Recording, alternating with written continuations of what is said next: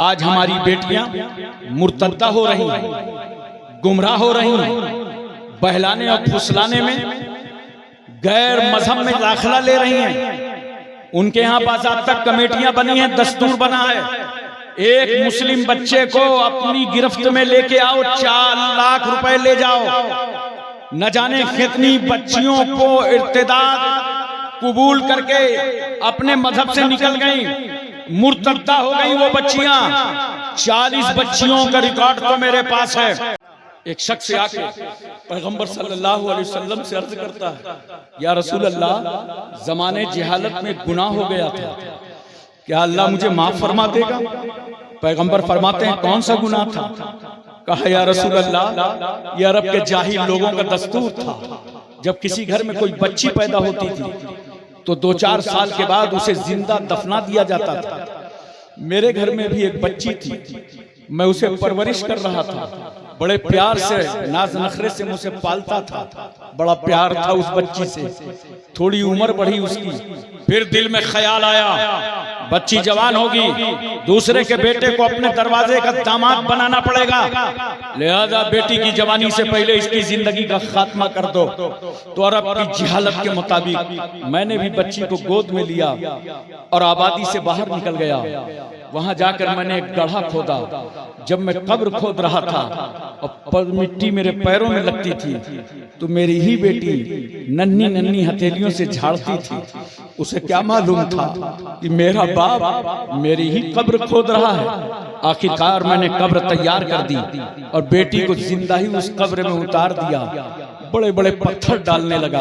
वो चीख चीख कर कह रही थी, या अबते माजा तफल, ए मेरे बाप ये क्या कर रहे हो? वालिद गिरामी ये क्या कर रहे हो? मैंने बच्ची की एक न सुनी थी, मैं उसे जिंदा ही दफन करके चला आया था।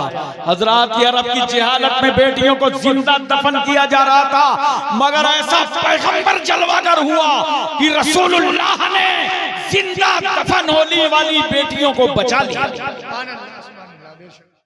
पैगंबर ने हर एक का हक दिया। यहां पर मैं कहना चाहता हूं उन बेटियों से और उलमा की खास तवज्जो चाहता हूं, ये पैगाम कम से कम जुमा में तकरीर करके पहुंचा दें, पब्लिक तक पहुंचाएं, वो घर घर पैगाम पहुंचेगा। आज क्या हो रहा है? उसके बाद हुआ क्या?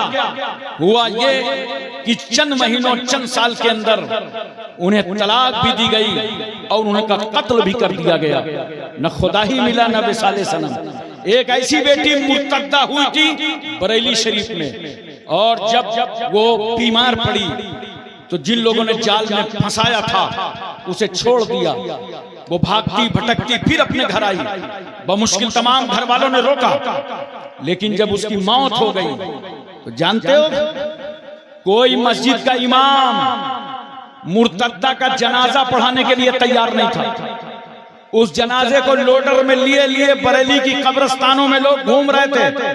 कोई कब्रिस्तान का मुतवल्ली कब्र में दफन करने की इजाजत नहीं दे रहा था। बेटियों, अपनी जिंदगियों को तबाह न करो।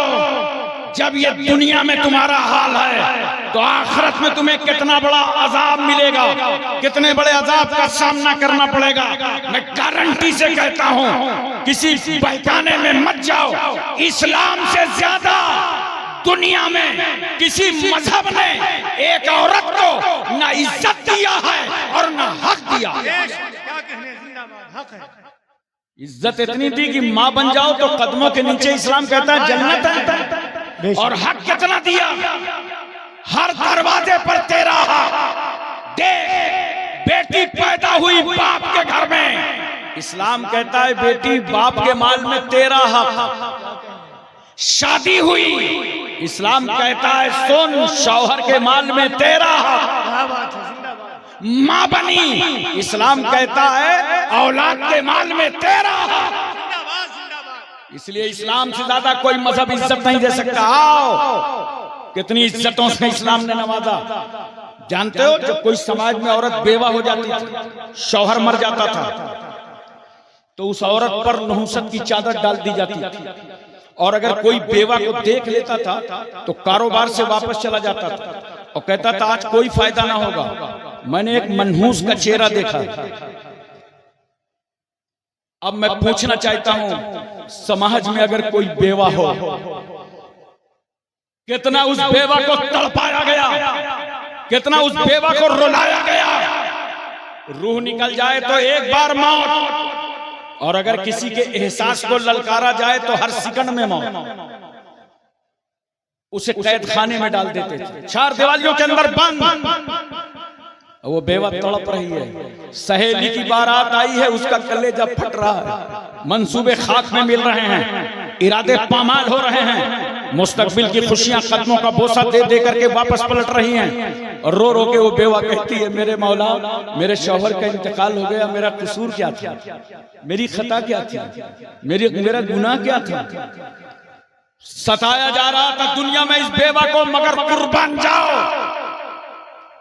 25 साल का पैगंबर समाज के सामने खड़ा हो गया। 25 साल मेरे नबी की उम्र, और नजरों के सामने 40 साला बेवा खदीजतुल कुबरा, उम्र 40 साल प्लस बेवा, रसूलुल्लाह ने अपने निकाह में लेकर पूरी दुनिया को बता दिया, अरे जिस बेवा को तुमने अभागन समझा था, मुस्तफा ने उसे सुहागन बना दिया। जिंदाबाद जिंदाबाद। देखो रसूल सल्लल्लाहु अलैहि वसल्लम ने तलाक शुदा से भी निकाह किया। तवज्जो चाहता हूँ, नबी करीम सल्लल्लाहु अलैहि वसल्लम ने कुंवारी से भी निकाह फरमाया। हजरत खदीजतुल कुबरा, हजरत आयशा सिद्दीका, हजरत सौदा, हजरत हफ्सा, उम्मे सलमा, उम्मे हबीबा, हजरत मैमूना, हजरत ज़ैनब बिन्त खजीमा, हजरत जुवैरिया, हजरत सफिया, ये अज़वाजे मुतहरात हैं। इनमें कुंवारी, तलाकशुदा, बेवा, नोट करो, मेरे रसूल ने बेवा के साथ निकाह इसलिए किया ताकि मेरी उम्मत के लिए बेवा से निकाह करना सुन्नते रसूल बन जाए। नबी करीम सल्लल्लाहु अलैहि वसल्लम ने तलाकशुदा से इसलिए निकाह फरमाया ताकि मेरी उम्मत के लिए तलाकशुदा औरत से निकाह करना सुन्नते मुस्तफा बन जाए। कुंवारी से निकाह किया ताकि मेरी उम्मत के लिए कुंवारी बेटी से निकाह करना सुन्नते रसूल बन जाए। मैं इसीलिए तो कहता हूँ, कहाँ है वो लोग जो मुस्तफा के मीलाद की मुखालफत करते हैं? अबे तुम मीलाद मनाओ या ना मनाओ, मीलाद मनाने का पूरा हक उस बेवा को है जिसे रसूल ने इज्जत दी है। मीलाद मनाने का पूरा हक उस तलाकशुदा औरत को है जिसे मुस्तफा ने इज्जतों से नवाजा। वाह वाह वाह, नारे तकबीर, नारे रिसालत, नारे रिसालत। उलमाए अहले सुन्नत, नाशिरे मसलके आला हजरत, जश्ने दस्तारे हिफ्ज़े कुरान। एक बात और मोहब्बत से सुनिए, पूरी तवज्जो है ना। पैगंबर सल्लल्लाहु अलैहि वसल्लम ने 1,24,000 कमो बेश सहाबाए किराम को पढ़ा लिखा के तैयार कर दिया दीन की तबलीग के लिए, किताबो सुन्नत का दर्स देने के लिए। मगर कुछ इल्म रसूल का ऐसा था जो घर में था। रसूल वो बात कभी हुजरे में फरमा रहे हैं, वो बात नबी कभी कमरे में फरमा रहे हैं। कुर्बान जाओ अज़वाजे मुतहरात पर। देखो घर का इल्म किस तरीके से बाहर आ रहा है। नोट करो, हजरत सौदा ने 5 हदीसें रिवायत फरमाई हैं। अब मैं तड़प के बोल दो सुभान अल्लाह, सुभान अल्लाह, सुभान अल्लाह। हजरत सौदा ने 5 हदीसें रिवायत फरमाई हैं। हजरत आयशा सिद्दीका ने 2210 हदीसें रिवायत फरमाई हैं। हजरत हफ्सा ने 60 हदीसें रिवायत फरमाई हैं। हजरत उम्मे सलमा ने 378 हदीसें रिवायत फरमाई हैं। हजरत उम्मे हबीबा ने 65 हदीसें रिवायत फरमाई हैं। हजरत मैमूना ने 76 हदीसें रिवायत फरमाई हैं। हजरत ज़ैनब ने 11 हदीसें रिवायत फरमाई हैं। हजरत जुवैरिया ने 7 हदीसें रिवायत फरमाई हैं। और हजरत सफिया ने 10 हदीसें रिवायत फरमाई। सुभान अल्लाह, सुभान अल्लाह। अज़वाजे मुतहरात के जरिए नबी करीम सल्लल्लाहु अलैहि वसल्लम का फरमान इस उम्मत तक आया। अच्छा एक बात और सुनो, सहाबा ने पूछा था हजरत आयशा सिद्दीका से कि एक बात बताइए, सरकार सल्लल्लाहु अलैहि वसल्लम जब घर के अंदर रहते हैं तो पैगंबर की क्या मसरूफियत रहती है? जब दिल लगा के बोलो सुभान अल्लाह। अब मैं प्यार से बोलो। तो हजरत आयशा फरमाती हैं मेरे आका सल्लल्लाहु अलैहि वसल्लम जब घर में रहते हैं ना तो घर के कामों में हिस्सा बटा लेते हैं। आप तवज्जो कीजिए जरा सा, घर के कामों में हिस्सा बना लेते हैं। रोटी बनाने में पैगंबर मदद फरमा देते हैं। बोलो बोलो, मोहब्बत से बोलो सुभान अल्लाह। अच्छा एक बात बताइए, घर के कामों में तो आप भी हिस्सा बटाते हो, बोलते क्यों नहीं? अबे बीवी के साथ कुछ अंदर मदद करते हो ना, बोलो। अगर अंदर काम न करो तो बहुत कूटे जाओ। आज मैं तुम्हें एक आसान नुस्खा बता दूं,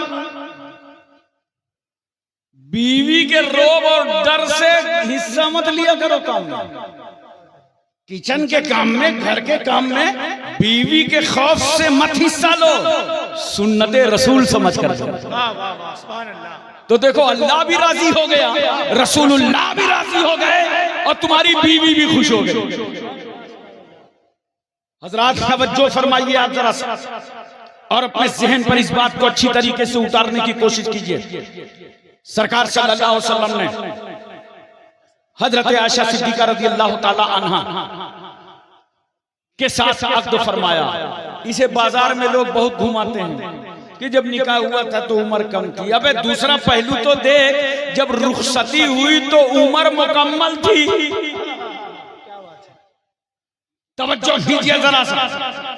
इसीलिए मैं कहता हूं दोस्तों, असल नबी की मीलाद तो मदीने वालों ने मनाया है। जब रसूल सल्लल्लाहु अलैहि वसल्लम मदीना तैयबा हिजरत फरमा के तशरीफ ले गए ना, तो मालूम है अहले मदीना को मालूम हो गया था कि सरकार आ रहे हैं। तो सुबह ही औरतें खाना वाना पका के जल्दी से घरों में ताले डाल के बाहर निकल जाती थी नबी के इंतजार में कि सरकार आ रहे हैं।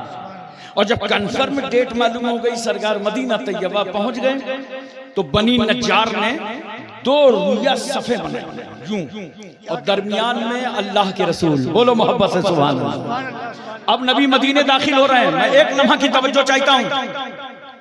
बुरैदा असलमी 70 सवारों के साथ आया था और उसकी नीयत सही नहीं थी, वो कत्ल के इरादे से आया था। मगर जब चेहरे रसूल देखा तो कहा सरकार पढ़ा दीजिए कलमा अशहदु अल्ला इलाहा इल्लल्लाह व अशहदु अन्ना मुहम्मदन अब्दुहु व रसूलुहु। मुसलमान हो गए। उसके बाद बुरैदा ने सरकार से पूछा या रसूल अल्लाह कहाँ जा रहे हैं? नबी फरमाते हैं बुरैदा मैं मदीने जा रहा हूँ। अरे यार दिल लगा के बोलो सुभान अल्लाह, जोर से बोलो सुभान अल्लाह। कहा मैं मदीने जा रहा हूँ। तो बुरैदा ने कहा या रसूल अल्लाह मेरी ख्वाहिश है कि जब आप मदीने दाखिल हों तो मेरे हाथ में एक झंडा और उस परचम को लेके मैं आगे आगे चलूं और मुस्तफा आपका इस्तकबाल होता रहे। तो जाहिर सी बात है इतनी जल्दी न झंडा का इंतजाम न डंडा का इंतजाम। तो जानते हो बुरैदा असलमी ने क्या किया? अपना नेजा निकाला और सर का साफा खोला और नेजे पर लपेट दिया और उसके बुलंद कर दिया। कहा ये परचमे रसूल है। इस तरह पैगंबर मदीने में दाखिल हुए। जब औरतों को पता चला कि सरकार मदीने आ गए हैं, आज हमारी गलियों से गुजरने वाले हैं मुस्तफा, तो औरतें छतों पर चढ़ गईं और नबी की आमद पर जानते हो तराना पड़ रही थी, तलाल बद्र अलैना मिन सनियातिल वदाई वजब शुक्र अलैना मादालिल्लाहि दाई।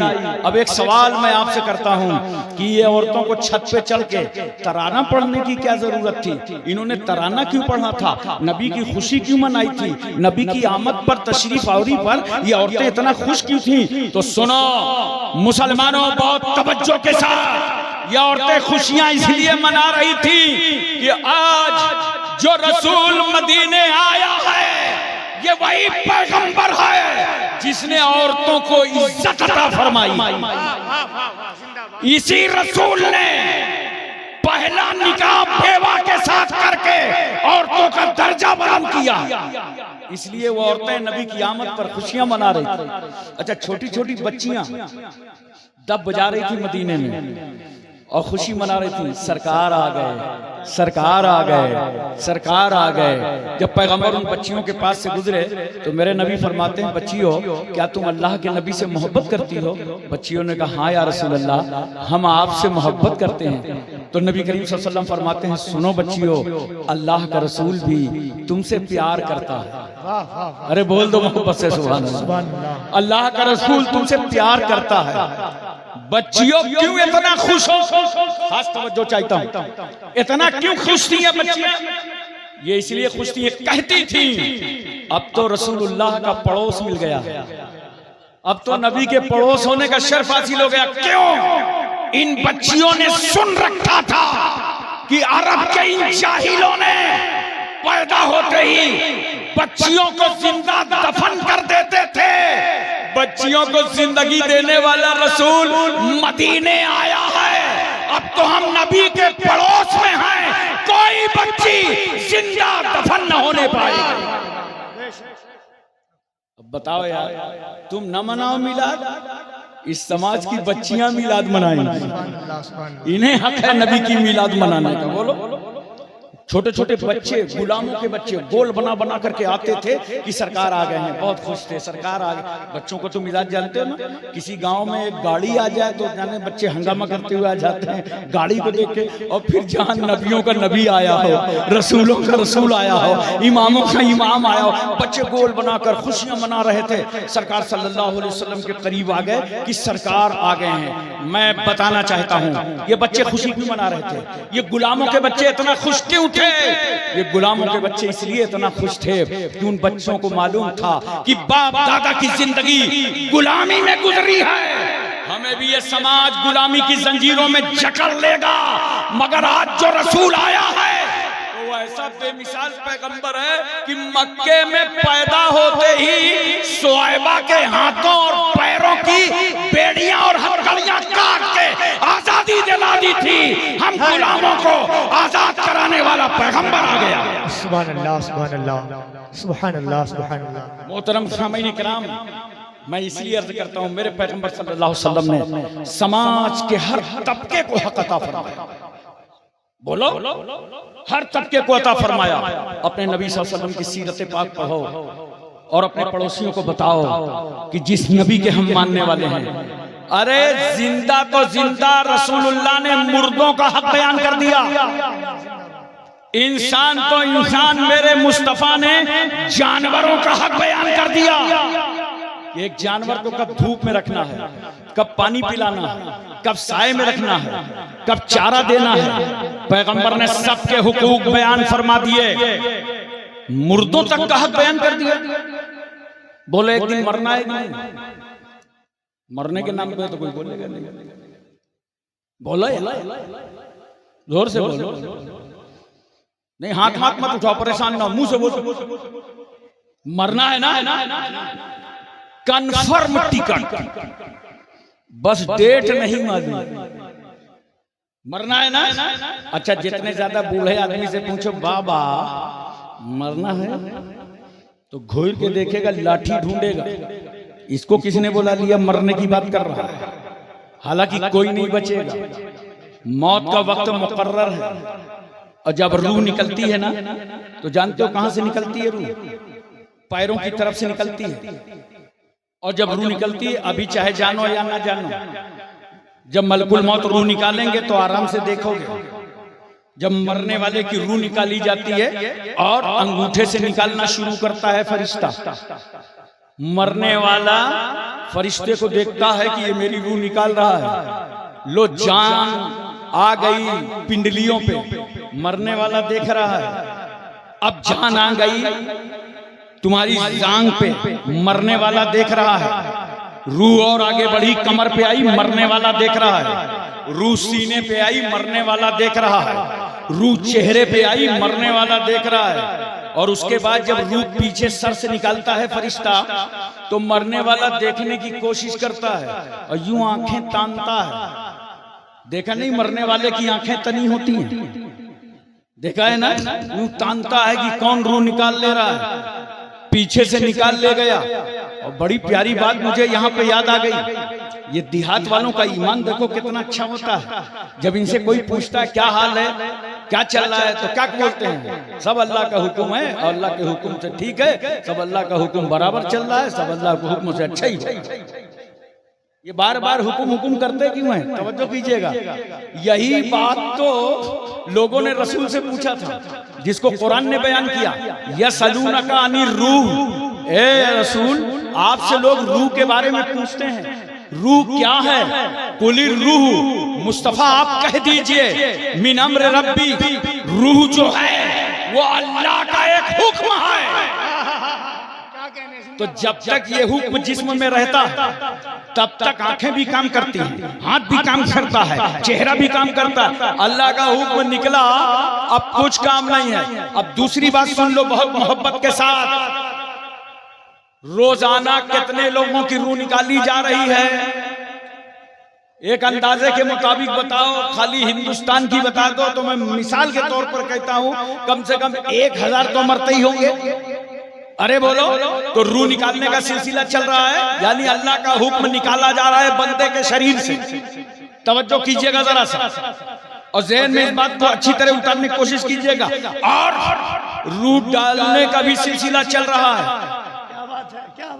जब हमल ठहरता है मां के पेट में, तो पढ़ो सूरह नूर, अल्लाह ताला फरमाता, आयतों का मफहूम है कि जैसे ही वो पतला पानी ठहरा, एक लोथड़ा बन गया, फिर गोश्त की शक्ल हो गया, फिर उसमें अल्लाह ताला हड्डियां पैदा करता, खाल पहना दी जाती है, उसके बाल हो जाते हैं, और इससे भी अच्छा अल्लाह जब बनाता है तो उसमें रूह डाल देता है। अब मैं सिर्फ इतना पूछना चाहता हूं, पूरी दुनिया में लाखों रूहें आज रात में डाली जा रही हैं, कोई टाइम तय नहीं है कहां कहां कितनी रूहें डाली जा रही हैं, और कितने लोग मर रहे हैं। लाखों रूहें दुनिया में निकाली जा रही हैं, और रूह नाम है अल्लाह के हुक्म का। इसका मतलब ये है जब अल्लाह का हुक्म मौजूद है तो अल्लाह भी मौजूद है। जिंदाबाद जिंदाबाद। मोहतरम सामईन किराम, मरने के बाद हुक्म क्या है? आंखें बराबर करो, जबड़े बांध दो। और बहुत सारे लोग ना मुर्दे का हाथ बांध देते हैं यूं, नमाज पढ़ रहा है। अच्छा, अल्लाह को दिखा रहा है, अल्लाह को सब मालूम है कि कितनी पढ़ा है, आज यूं हाथ बांध रहा। महल्ले वाले तो जानते ही थे कितना बड़ा नमाजी था, अब ये दिखा किसको रहा? नियत बांध। याद रखो, ये उलमा से इल्म सीखा करो, दीन सीखा करो। ये मजूसियों का तरीका है। मरने वाले का हाथ इस तरह कभी ना बांधना, पैर भी सीधे कर दो और हाथ भी सीधे कर दो, ये शरीयत का हुक्म। 5 घंटे गुजरेंगे, घर वाले तुम्हारा नाम बदल देंगे। इसलिए मैं कहता हूं कभी गुरूर न करना, घमंड न करना, तकब्बुर न करना, न तकवे का गुरूर, न दौलत का गुरूर, न इल्म का गुरूर, न नसब का गुरूर। कभी फख्र और घमंड से काम न लेना। बड़ा सिर्फ अल्लाह ही है। तुम्हारा और हमारा हाल तो ये है, 4 घंटे में महल्ले वाले नाम बदल देंगे। जानते हो, जो आएगा घर में तो ये नहीं कहेगा अब्दुल रहमान कहाँ है, अब्दुल रहीम कहाँ है, वो कहेगा मुर्दा कहाँ है, जनाजा कहाँ है, मय्यत कहाँ है, ताबूत कहाँ है। देखा, घर ही वालों ने नाम बदल दिया। बड़ा घमंड था। और 5-6 घंटे के बाद तुम्हारे नहलाने का इंतजाम हो जाएगा, पटरे पे लटा दिए जाओगे, पर्दा लगाया जाएगा, का इसे नहलाओ, कब्रिस्तान ले चलो। जैसे ही नहलाने के लिए कपड़े उतारे गए तो कपड़े कुछ टाइट थे। एक समझदार शख्स खड़ा था, कहा ठहरो, कपड़े मत उतारना वरना मुर्दे को झटका लग जाएगा। कैंची ले लो, काट दो। वाह रे इस्लाम, तेरे कानून को लाखों सलाम। बता दो अमेरिका को समझा दो बरतानिया को, इसराइल के गुंडों को दिलो दिमाग में उतार दो, भारत की जमहूरियत के माथे पर जबर का टीका लगाने वालों को समझा दो, इस्लाम को आतंकवाद और दहशतगर्दी के साथ मत जोड़ो। अरे जो इस्लाम एक मुर्दा को तकलीफ ना देता हो, वो इस्लाम किसी जिंदा को क्या तकलीफ देगा।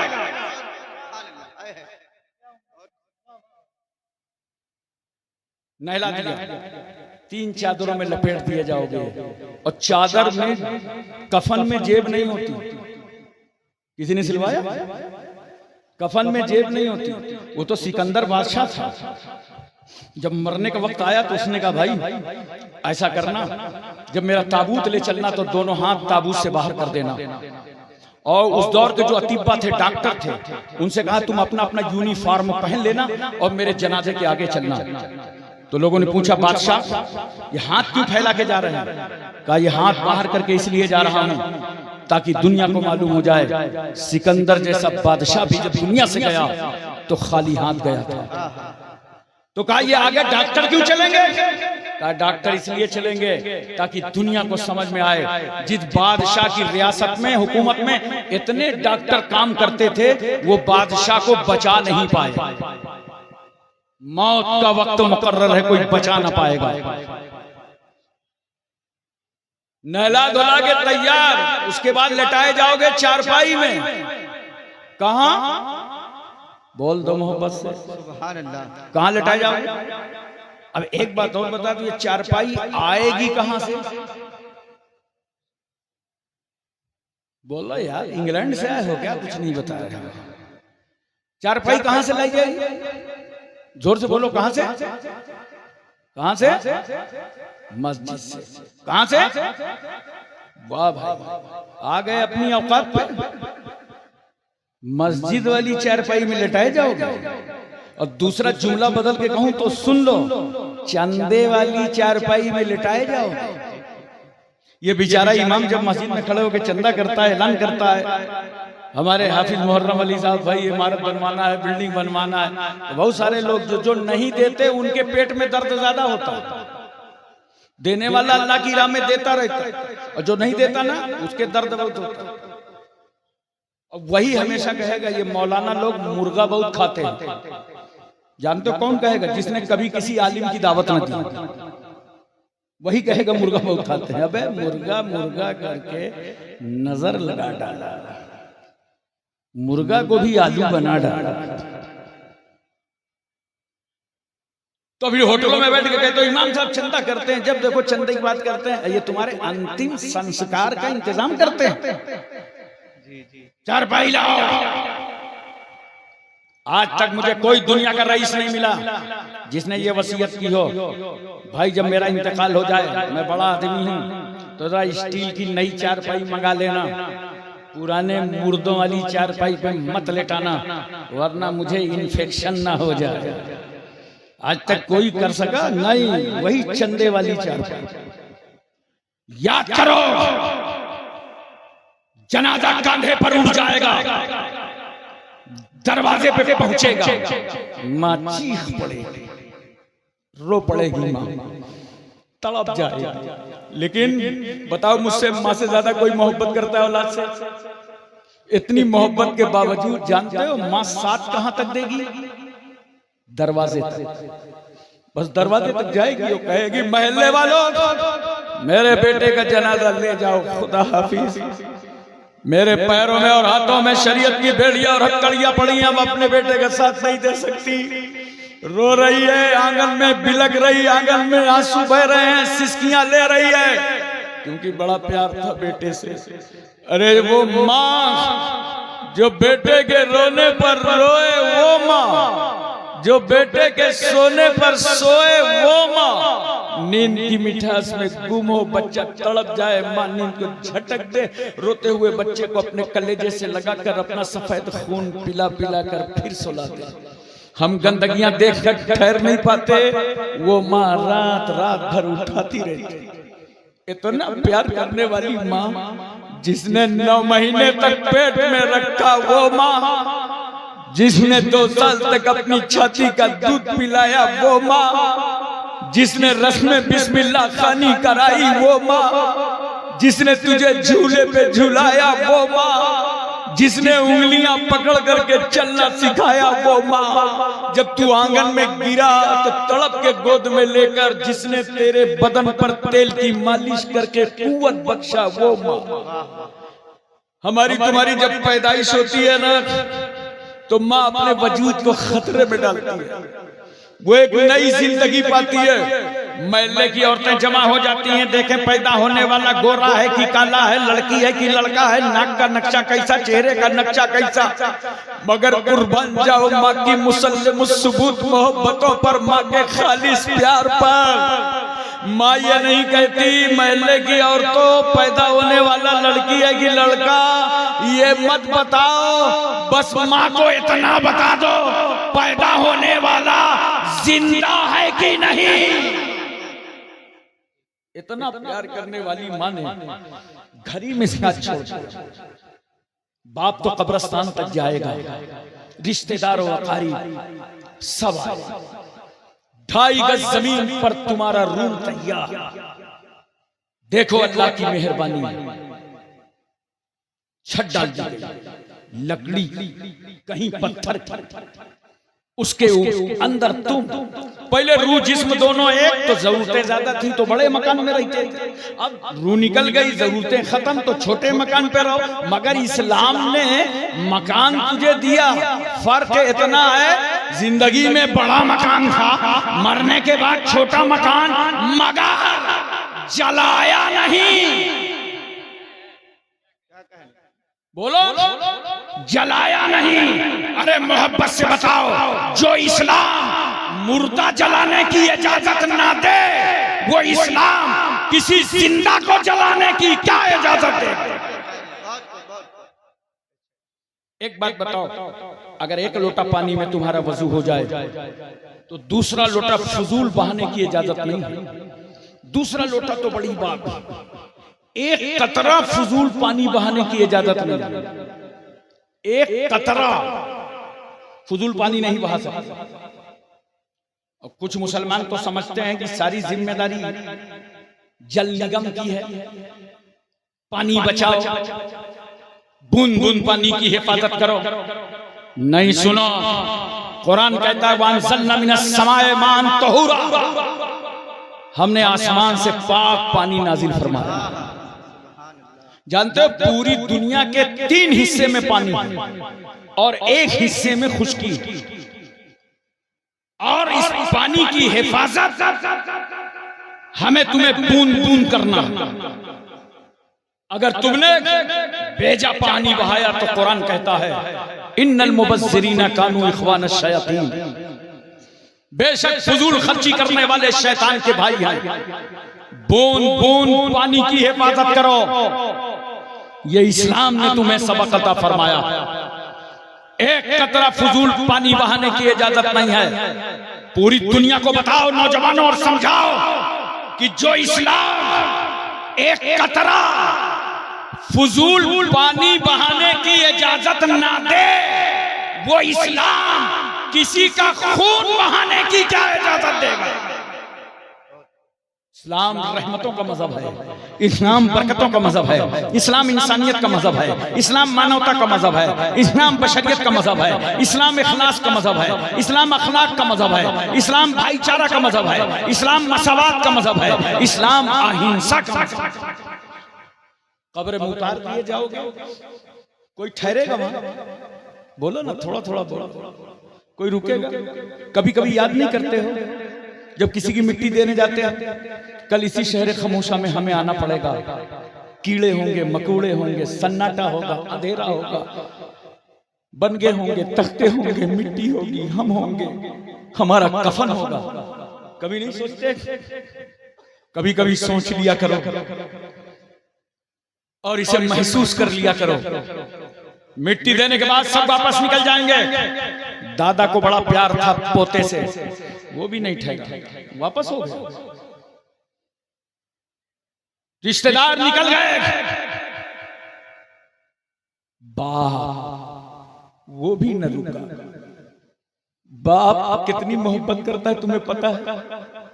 अपने बच्चे से। अरे नौजवानों, तुम्हारे वो दोस्त न रुकेंगे तुम्हारी कब्रों पे जिनके लिए बहुत वक्त निकाला करते थे। बाप आवाज दे तो गुर्राते थे और दोस्त पुकारे तो चड्डी के साथ वापस चले जाते थे। वो दोस्त भी न ठहरेंगे। बाप को बड़ा प्यार, जानते हो बाप कौन है? हदीस शरीफ का मफहूम है बच्चे को बाप के दिल का फल कहा गया। जब किसी छोटे बच्चे का इंतकाल होता है तो अल्लाह ताला फरमाता है फरिश्तों से कि जब तुमने इसकी रूह निकाला तो इसके बाप ने क्या कहा? तो फरिश्ते कहते हैं परवरदिगार आलम, उसने तो तेरा शुक्र अदा किया, तेरी तारीफ बयान की। तो अल्लाह ताला फरमाता है फरिश्तों, तुम बाप के दिल का फल तोड़ लाए हो और फिर भी उसने मेरी तारीफ बयान की। जाओ जन्नत में एक महल बनाओ और उस महल का नाम बैतुल हम्द रखो। ऐसे महल में उस बाप को रखा जाएगा जो बेटे की मौत पर भी खुदा की तारीफ बयान कर रहा है। बड़ा प्यार है बाप को। नौजवानों सुधर जाओ, बाप को दुखी न किया करो। फर्क है माँ और बाप में। माँ से आराम मिलता है, बाप से इज्जत मिलती है। और माँ ना अपना गम भुला देती है। जब तुझसे नाराज होती है ना तो अपना गम भुला देती है, आंसू बहा रो लेती है, दुपट्टा उठा के आंखें लगा लेती है, चंद कतरे आंखों से आंसू निकाले और उसने अपना गम धो लिया। ये आंसू नहीं थे, गम धुलने का साबुन था माँ के। मगर वो बाप तो आंसू भी नहीं बहा पाता। उस बाप की कदर करो नौजवानों, वो आंसू भी नहीं बहा पाता और दिल ही दिल में सोचता और कुड़ता है। मगर तेरे सामने इतनी हिम्मत और हौसले से रहता है, कहीं मेरे बेटे का दिल न टूट जाए। बाप रोता नहीं है, आंसू पी जाता है। देख माँ की मोहब्बत, जब माँ तुझे लेती है प्यार से ना तो कोख में चपटा लेती है, मेरा बेटा है, मेरा लाडला है। और बाप क्या करता है? जब बाप तुझे उठाता है तो कांधे पे बैठाता है, गोया बाप तुझे दुनिया पर बुलंद करना चाहता है, तुझे समाज में उठाना चाहता है। क्यों? कोई किसी को बढ़ने नहीं देना चाहता, अपने आगे कोई नहीं चाहता कि मैं तरक्की कर जाए, दूसरा तरक्की कर जाए। बाप ही वो है जो चाहता है मेरा बेटा 2 कदम मुझसे भी आगे चला चला। इसलिए नौजवानों, कदर करो अपने बाप की, दुख न देना। कुरान कहता है उफ न कहो, तकलीफ न दो, झड़को नहीं। बड़ा प्यार औलाद से है बाप को, मगर इतनी मोहब्बत के बावजूद बाप नहीं ठहरेगा। कब्रिस्तान से वापस सारे रिश्तेदार निकल गए, दोस्त अहबाब अजीज व अकारीब निकल गए। कोई रुका कब्रिस्तान में, बताओ अब वहां है कौन? कब्र क्या कह रही? आना बैतुल जुल्मत में व तारीकी का घर हूं मैं, अंधेरा घर हूं मैं, काली कोठरी हूं। अरे नौजवानों कुर्बान जाओ, वो कब्र की काली कोठरी, वो अंधेरा घर जहां माँ बाप ने चेहरा न दिखाया, वहां भी रहमतुल लिल आलमीन का जलवा नजर आया। नारे तकबीर, नारे रिसालत, जश्न दस्तार बंदी, सरवरे कौनैन कॉन्फ्रेंस, नारे तकबीर, नारे रिसालत। अब मुझे मोहब्बत से बताओ, जो रसूल अपनी विलादत में हमको न छोड़े, जो पैगंबर गुंबदे खजरा में हमें न छोड़े, जो रसूल हमारी कब्रों में हमें न तन्हा न छोड़े, जिस रसूल को हमारी कब्रों में आने से हिमालय की बुलंदियां न रोक सकी, जिस पैगंबर को भारत की कब्रों में आने से हिंद महासागर का पानी न रोक सका। अरे जो रसूल हमारी कब्रों में हमें न छोड़े, उस नबी का मीलाद, उस रसूल का जलसा हम न मनाएंगे तो कौन मनाएगा? सुभान अल्लाह, सुभान अल्लाह, बहुत खूब, माशाअल्लाह, जिंदाबाद। एक बात और बताओ मोहब्बत के साथ, बोलो पूरी तवज्जो है। कब्र में कितने सवाल होंगे? कितने कितने? इधर वाले बताओ, पीछे वाले बताओ। अरे भाई हाफिज मुहर्रम अली साहब ने आपने खूब पढ़ाया इनको, बहुत काबिल लोग हैं माशाल्लाह, इनको मालूम है 3 सवाल हैं। और कुछ तो मदरसे आने के बाद यही 3 पे जोर देते होंगे, यही फाइनल जवाब है, सवाल याद कर लो। लेकिन मैं तुमको बताऊं वाकई 3 ही सवाल होंगे, लेकिन चाहे जितनी अच्छी अरबी हो, चाहे मिस्र से पढ़ी जाओ, चाहे नदवा से पढ़ी जाओ, लेकिन अगर नबी के वफादार नहीं हो ना, तो याद रखो न सवाल समझ पाओगे न जवाब, बस हा हा लादरी ही करते रहोगे कब्र में। और अगर नबी के वफादार हो तो चाहे जयबार पढ़ के भूल भी गए हो और चाहे बिल्कुल न पढ़े हो, अगर रसूल के वफादार हो तो फरिश्ता सवाल करता जाएगा और तुम्हारी जुबान पर जवाब जारी होता चला जाएगा।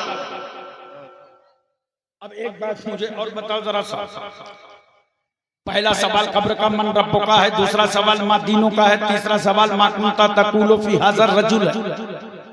लेकिन अहम बात तो ये है, आप लोगों से अगर पूछूं कि कितने दिनों से आपको मालूम है, तो कोई कहेगा 10 साल से, कोई कहेगा 20 साल से, कोई कहेगा हमारी उम्र 70 साल की है, हमको तो 50 साल से मालूम है। यही बताओगे ना? आपने कभी इम्तिहान दिया है?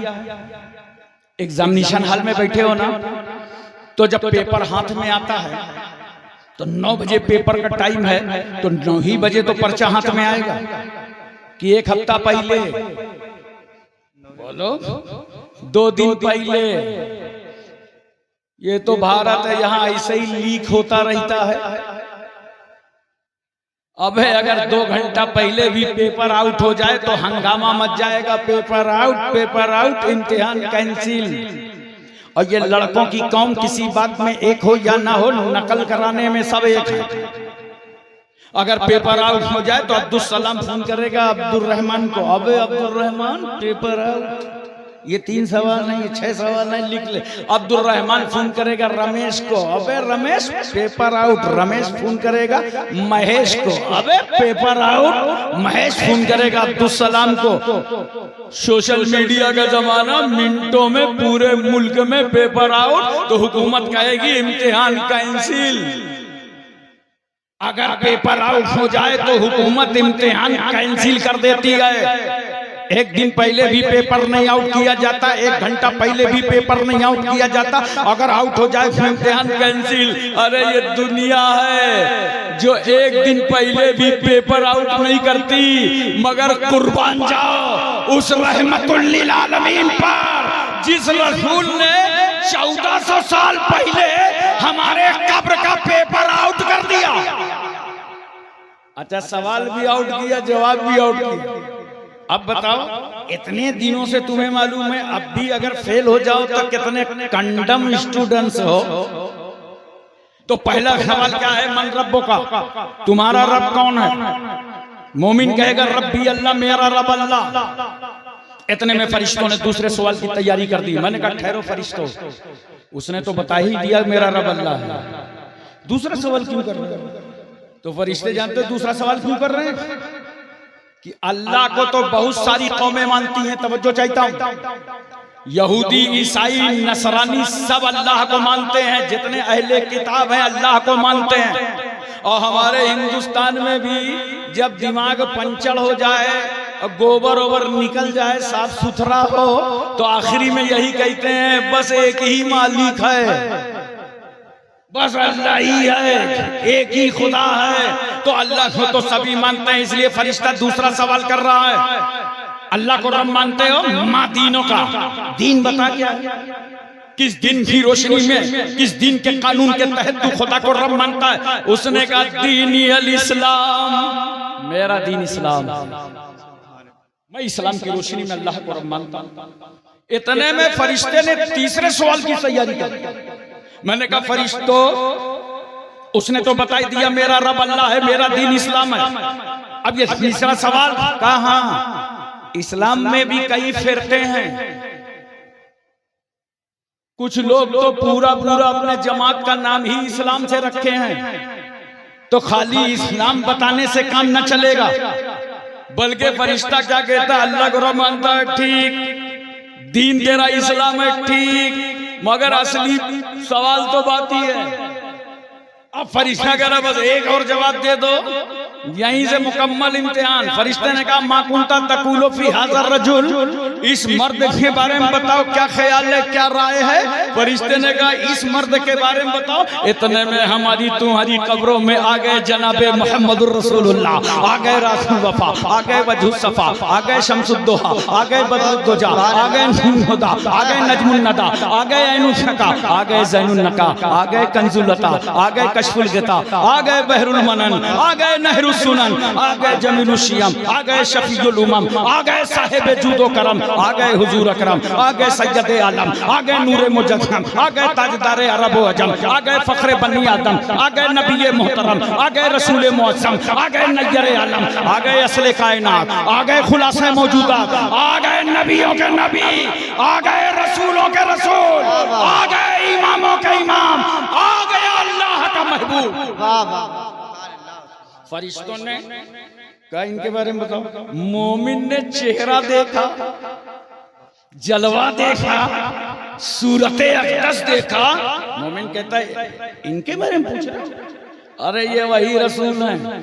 देखा नहीं था, फजर पढ़े खड़े हो गए, जोहर पढ़े खड़े हो गए, असर पढ़ा खड़े हो गए, मगरिब पढ़ा खड़े हो गए, इशा पढ़ा खड़े हो गए, जुमा पढ़ा खड़े हो गए, ईद बकरीद पढ़ा खड़े हो गए। जलसों में इसी रसूल के लिए खड़े हुए, मिलादों में इसी रसूल के लिए खड़े हुए, कॉन्फ्रेंसों में इसी रसूल के लिए खड़े हुए। जब अपने नबी की बात सुनते थे तो हमारी आंख से आंसू बह निकलते थे, दिल रोने लगता था। इनके बारे में पूछ रहे हो, हाज़ा नबीना मोहम्मदुर रसूलुल्लाह, ये तो हमारे आका मौला जनाबे मोहम्मदुर रसूलुल्लाह।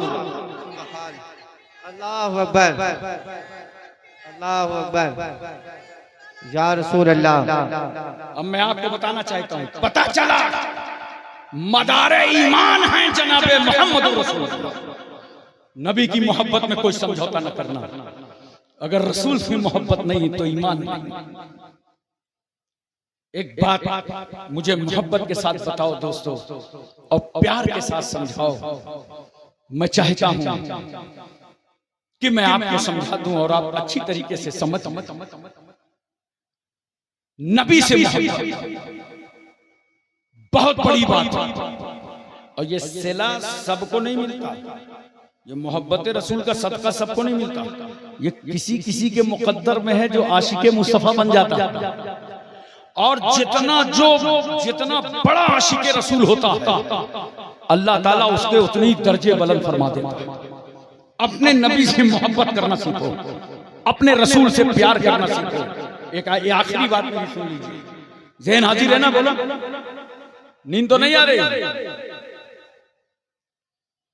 मेरा ख्याल है आपने खेतों में बैठा है ना, तो लगता है खरबूजा में पानी लगाए बैठे। समझ ही भी नहीं आ रहा कि जलसे में बैठे। अरे कुछ हूँ हाँ करो यार, मोहब्बत से और प्यार से बोलो सुभान अल्लाह, सुभान अल्लाह। हाँ, दिल लगा के बोलो सुभान अल्लाह, सुभान अल्लाह। बहरहाल बहुत अच्छे से आप सुन रहे हैं, बहुत अच्छे से सुन रहे हैं। अल्लाह कह रहे मेरी ये चंद बातें आप तक पहुंच जाएं, और अल्लाह मुझे भी हिदायत दे, मेरी भी इस्लाह हो, आपकी भी हिदायत हो और इस्लाह हो। ये दारुल उलूम रज़विया कादरिया का सदका है कि हम और आप महफिल रसूल में बैठे। बोलो, और कितनी बड़ी खिदमत अंजाम दी जा रही मदरसे की तरफ से। इस इलाके का मुसलमानों इसे सुन्नियत का किला बना। ये बच्चे की मदरसा तुम्हारे बच्चों की, तुम्हारी नस्लों की हिफाजत करता है। वरना ये नौजवान इस वक्त कितना बेराह रवी का शिकार है। हमारे नौजवान देख रहे हो, हमारे नौजवानों को क्या हाल है? पूरे जलसे में तुम्ही को अकेले तकरीर समझ में आ रही है, दोबारा आए हो तवज्जो कीजिए जरा सा, और जहन में इस बात को उतारिए। हमारा नौजवान मिलता है और कहता है कि हजरत ये बताइए हमारा दौर कब आएगा, हमारा दौर कब आएगा? मैंने कहा बेटा आएगा, माँ बाप की करो नाफरमानी, तुम्हारा दौर आएगा। गालियां दो और दौर आएगा। रात भर कंबल के अंदर मोबाइल चलाओ और दौर आएगा। गलत फिल्में देखो और दौर आएगा। गीबत करो और दौर आएगा। एक दूसरे की बुराई करो और दौर आएगा। आवारागर्दी करो और दौड़ आएगा, अय्याशी करो और दौड़ आएगा, चुगली करो और दौड़ आएगा, झूठ बोलो और दौड़ आएगा, शराब पियो और दौड़ आएगा, जुआ खेलो और दौड़ आएगा, ताश के पत्ते हाथों में रखो और दौड़ आएगा, माँ बाप पर बेजा चढ़ाई करो और दौड़ आएगा, छोटों पे शफकत न करो दौड़ आएगा, बड़ों की ताजीम न करो दौड़ आएगा, हलाल कमाई न खाओ और दौड़ आएगा, गालियों पे गालियां दो और दौड़ आएगा, झूठ पर झूठ बोलो और दौड़ आएगा, नहीं आ सकता। इसी तरह ताप और मुसीबतें आते रहेंगी। अगर सो नौजवान तुझे अपना दौर वापस लाना है, अपनी अज़मत रफ्ता को वापस पलटाना है, तो सुन, आज ही से तौबा कर ले और रसूलुल्लाह का वफादार बन जा, तेरा दौर वापस आ जाएगा। तौबा करो गुनाहों से, जराइम से तौबा करो, तुम्हारी अज़मत रफ्ता अल्लाह तुम्हें वापस कर देगा, तुम्हारी जिंदगियों की इज्जत खुदा तुम्हें वापस कर देगा। नौजवानों का हाल इस वक्त क्या है? मैं जा रहा था ग्वालियर और झांसी से जब मेरी ट्रेन चली, 4 बच्चे रास्ते में चढ़े, सामने की बर्थ में बैठ गए, चारों नौजवान इतनी मोटी गड्डी निकाला और फटाफट फटाफट आपस में बांट लिया और 10 मिनट हुए, एक हंगामा मचाया, सबने 10-10 रुपया निकाला, एक ने समेट के 40 रुपया रख लिया। मैंने कहा यार ये कौन सा धंधा है, इतना सस्ता, इतना इजी बिजनेस, इतनी आसानी से पैसा मिल गया। आजकल तो मदरसों की रसीद भी लोग उधार कटा लेते हैं, इतनी आसानी से पैसा मिल गया। मैं उनको देख रहा था, गाली दे रहे हैं, गीबत कर रहे हैं, खड़े खड़े पेशाब कर रहे हैं, खड़े खड़े पानी पी रहे हैं। ग्वालियर करीब आया तो एक बच्चे से मैंने पूछा मुझे शंकरपुर जाना है, उसका रूट क्या होगा? उसने कहा हजरत क्या जलसे में जा रहे हैं क्या? मैंने कहा हाँ हाँ जलसे ही में जा रहे हैं। कहा जलसा तो हम ही लोग करा रहे हैं। मैंने कहा क्यों तुम मुसलमान हो क्या? और ये बोला पक्का मुसलमान, अब्बा मुसलमान, अम्मा मुसलमान, पूरा कुंबा मुसलमान। हम लोग तो कम से कम 2-2 किलो रोजाना गोश्त खाते हैं, एक नंबर के मुसलमान। आखिर हमें मुसलमान नहीं समझा। मैंने कहा बताओ मैं कैसे तुमको मुसलमान समझता? तुम जुआ खेल रहे थे, मैं कैसे समझता तुम मुसलमान? तुम्हारे हाथ में ताश के पत्ते थे, मैं कैसे समझता तुम मुसलमान? तुम गालियां दे रहे थे, मैं कैसे समझता तुम मुसलमान हो? खड़े खड़े पेशाब कर रहे थे, मैं कैसे समझता तुम मुसलमान हो?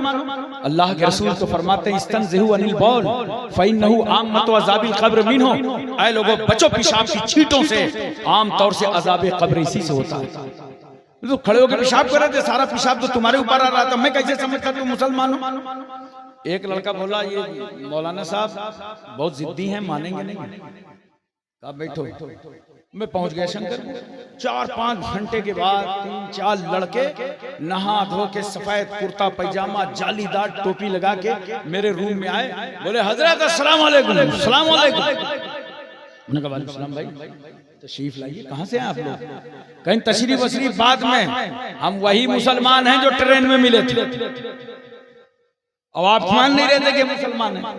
तो बड़े प्यार से उन बच्चों को मैंने समझाया था। मैंने कहा बच्चों आओ बैठो, सुनो, इस्लाम तारुफ कराने की चीज नहीं है कि तुम बताते रहो कि मैं मुसलमान हूं, मैं मुसलमान हूं। नहीं, इस्लाम अपनी जात में दिखाने की चीज है। जब तुम चलो तो निगाह नीची हो, दुनिया समझ जाए कि देखो मुसलमान जा रहे हैं। कोई बहन बेटी जा रही हो, निगाह नीची कर लो, दुनिया समझ जाए देखो मुसलमान जा रहा है। इस्तिंजा करो तो बैठ के करो, दुनिया समझ जाए देखो मुसलमान का तरीका है। पानी पियो तो बैठ के पियो, दुनिया समझ जाए देखो मुसलमान का अंदाज लिए चला जा रहा है। इस्लाम तारुफ नहीं कराया जाता, इस्लाम अपनी जात में दिखाया जाता है। एक बहुत अच्छी बात मुझे याद आई इस मौके पर, स्पेन का वो चौराहा जहां से पादरी गुजर रहा था, उसने देखा चौराहे पर भीड़ लगी हुई है। लोगों से पूछा ये मजमा कैसा है? का कुछ नहीं, यहाँ से 80 साल का बूढ़ा शख्स गुजर रहा था और बीच रास्ते में एक पत्थर पड़ा था, उस पत्थर से वो टकरा गया, घसी तारी हुई, ताब न ला सका, उसकी रूह निकल गई, वो तो मर गया। लोगों, पादरी कह रहा था अगर इजाजत दो तो मरने वाले का लाशा मैं भी देख लूं। कहा चलो शौक से देखो। पादरी जब उस लाश पर पहुंचा तो उसकी आंखों से आंसू बह रहे थे और वो जारो कतार रो रहा था। लोगों ने पूछा क्यों रो रहे हो, क्या तुम्हारा रिश्तेदार है? क्या रिश्तेदार नहीं है, मगर मरने वाले तुझ पर रोना इसलिए आ रहा है कि तू पत्थर से टकरा के मर गया। ऐसा लगता है कि इस रास्ते से कोई मुसलमान नहीं निकलता, कोई मुसलमान नहीं निकला। क्यों मुसलमान निकला होता तो क्या मलकुल मौत का रास्ता रोक लेता? क्या मलकुल मौत का रास्ता तो ना रोकता, लेकिन अगर यहां से मुसलमान निकला होता तो बीच रास्ते में जो पत्थर पड़ा था उसे उठा करके वो किनारे कर देते। इसलिए मैं कहता हूं अब एक दौर आया है हिंदुस्तान में, ये वक्त भी रह नहीं जाएगा, याद रहना, ये वक्त रह नहीं जाएगा। अल्लाह तुम्हें इम्तिहान में कामयाब करेगा, मगर दौर आया है तो उस दौर के लिए मैं तुमसे इतना कहूंगा कि अपना अखलाक अच्छा कर, अखलाक अच्छा से अच्छा कर। जैसे तुम अपने खानदानी भाई के साथ अपना अखलाक पेश करते हो, ऐसा ही अखलाक अपने हिंदुस्तानी भाई के लिए पेश करो। पूरे अखलाक से इस्लाम पैदा। इसलिए अल्लाह की बारगाह में दुआ है परवरदिगार आलम हमको और आपको सबको इल्म अमल की तौफीक रफीक अता फरमाए। व आखिर दावाना अनिल हम्दुलिल्लाहि रब्बिल आलमीन। अस्सलाम।